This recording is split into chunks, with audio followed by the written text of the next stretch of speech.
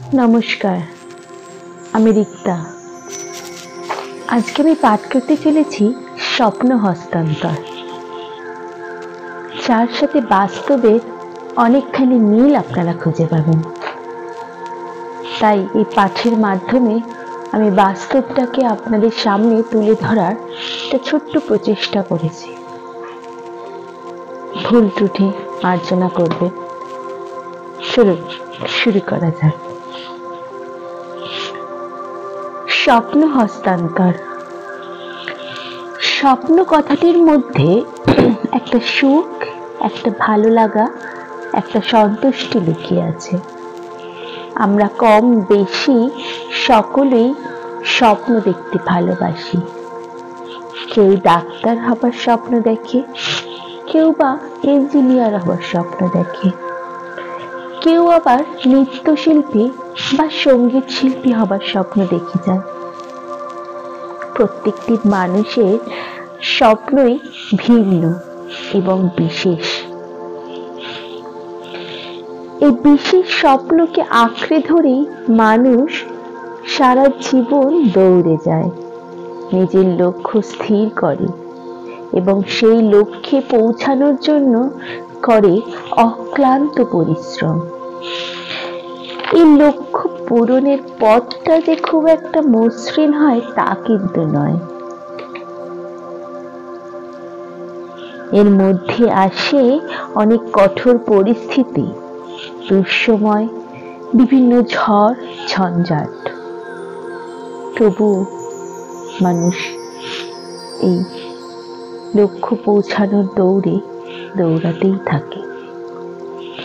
এইভাবেই কিছু মানুষের স্বপ্ন পরিস্থিতির চাপে মনের ভেতর চাপা পড়ে যায় এবং তার মৃত্যু ঘটে।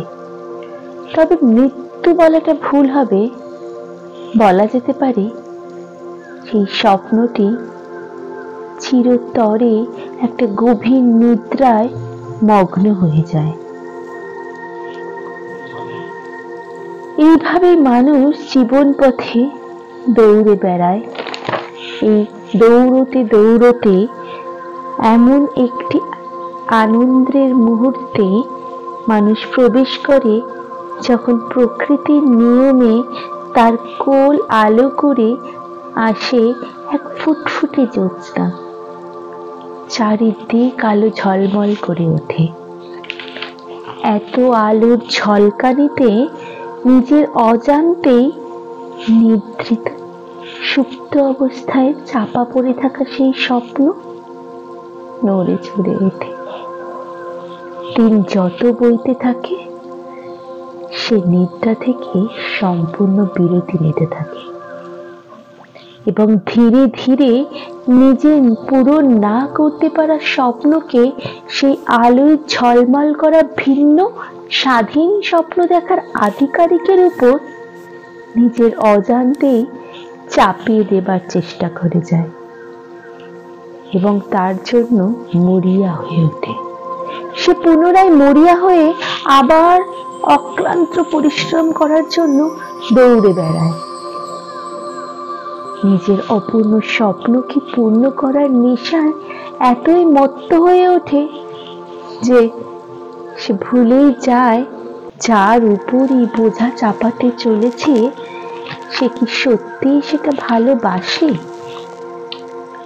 সেও তো আলাদা একজন মানুষ, তারও তো আলাদা স্বপ্ন আছে, সেই স্বপ্নগুলোরও তো গুরুত্ব আছে। তবে তার সেই স্বপ্নকে নিদ্রায় পাঠানোর অধিকার এই আমাদের হাতে দিল কে? শুধু আমরা পারিনি বলে তারাও পারবে না, এই ভাবনা কেন? আমি পারিনি তাই তোকেও পারতেই হবে, এই চিন্তা কেন? কেন ছোট্ট সেই শিশুকে তার স্বপ্ন নিয়ে বাঁচতে দেওয়া হবে না? কেন বাবা মার না পূরণ করতে পারা স্বপ্নের দায়ভার বহন করে বেড়াবে সেই ছোট্ট শিশুরা? কেন তাদের স্বপ্নের বলিদান দিতে হবে বাবা মায়ের স্বপ্ন, অপূর্ণ স্বপ্নের জন্য। যে কষ্ট আমরা পেয়েছি সেই কষ্ট সন্তানকে জেনে বুঝে কেন দেব? এই অদৃশ্য স্বপ্ন হস্তান্তর প্রথা কি বন্ধ হওয়ার দরকার নেই? অনেক প্রশ্ন, উত্তর জানা নেই। নমস্কার।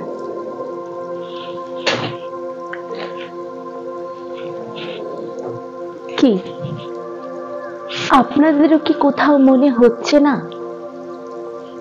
এই প্রথার সাথে আমাদের জীবন ওতপ্রোতভাবে জড়িত?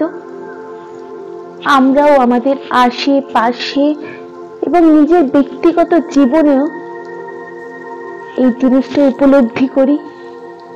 এই একই অসুবিধার সম্মুখীন হয়েছে আমরা, এবং আমরাও কোনো না কোনো ভাবে বা আমাদের আশেপাশের মানুষজন কোনো না কোনো ভাবে অন্যদের এই সমস্যার মুখোমুখি পড়তে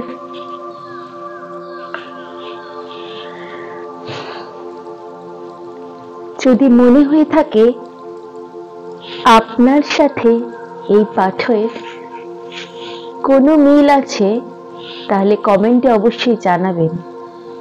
আমি অপেক্ষায় থাকব, কারণ আমার আশেপাশে এরকম প্রচুর মানুষ আছে যারা প্রতিনিয়ত এই একই কাজ করে চলেছে। তারা প্রতিনিয়ত তাদের নিজেদের অপূর্ণ স্বপ্নের বোঝা তাদের সন্তানের উপর চাপিয়ে চেপেছে। তাদের বোঝানোটা খুবই দরকার, তাদের বোঝানোটা খুব দরকার যে আমরা আমাদের স্বপ্নটা ওদের উপর চাপিয়ে দিতে পারি না, আমাদের না পারার দায়ভারটা ওদের উপর চাপিয়ে দিতে পারি না। আমরা সবাই যদি ডাক্তার ইঞ্জিনিয়ারের পিছনে ছুটি, তাহলে আমরা সঙ্গীত শিল্পী, নৃত্যশিল্পী পাবো কোথায়? খেলোয়াড় পাবো কোথায়? আরো কত কত কত প্রতিভা আছে, সেগুলো পাবো কোথায়? তাই ছোটদের নিজের মতন করে বাঁচতে দিন। হ্যাঁ, নিশ্চয়ই তাকে পথ দেখানোর দায়িত্ব আমাদের, কিন্তু পথ দেখাতে গিয়ে বোঝা বাড়িয়ে দেওয়ার দায়িত্ব কিন্তু আমাদের নয়। আমাদের খেয়াল রাখতে হবে পথ দেখাতে দেখাতে যেন তাদের খাঁচায় বন্ধ না করে ফেলি। কারণ ব্যক্তি বিশেষ প্রত্যেকের স্বাধীনতা আছে নিজের পছন্দটাকে প্রাধান্য দেওয়ার। হোক না সে সুন্দর সঙ্গীত শিল্পী, হোক না সে একজন নৃত্যশিল্পী, হোক না সে একজন আর্টিস্ট, হোক না সে একজন নিজের পছন্দের পেশায় যুক্ত। নিজেকে, নিজের প্রতিভাটাকে বিস্তার করার সুযোগ করে দিন। ওই নাম্বারের পিছনে আর ওই চাপানোর পিছনে তোকে সায়েন্স নিয়ে পড়তে হবে, তোকে কমার্স নিয়ে পড়তে হবে, এইগুলো পিছনে না দৌড়ে আসুন না ওদেরকেও মুক্ত বাতাস দিই, সুন্দর পরিবেশ দিই, ওদের পছন্দের পথটাকে মসৃণ করে তোলার চেষ্টা করি। কে জানে আগামী দিনে আমরা আরো অনেক ভালো পৃথিবী পেতে পারি। যদিও এটা আমার একান্ত নিজস্ব ব্যক্তিগত মতামত, তোমরাও জানিও যে আমার মতের সাথে তোমাদের মতের মিল আছে কিনা।